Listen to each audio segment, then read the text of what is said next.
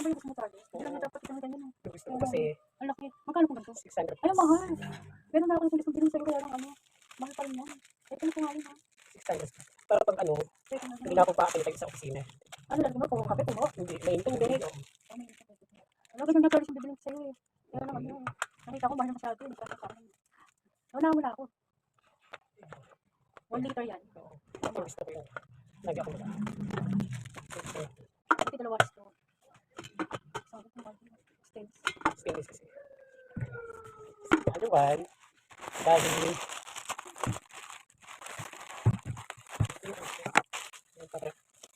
kasi lagi ako tingin tayo. Tapos na wala pang ubos na yung ano ko. Hindi na ako nakakain ng tubig. So, magkano ito? Oh. Mano-mano? Hindi. Ito na ako.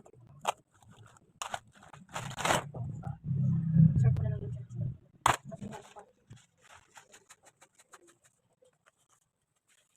Sa labas, nag-antik ko lang pinay. Ano ito? Okay. So, magkano siya? Siguro lang siya. Ano na ito?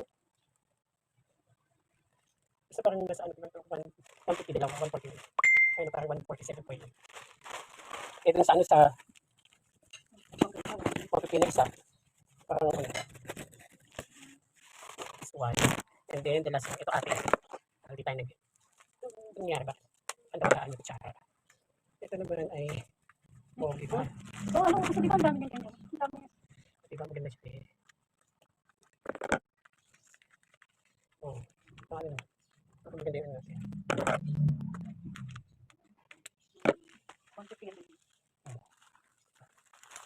12, 1, 2, 3, 150 yan, 4, 5,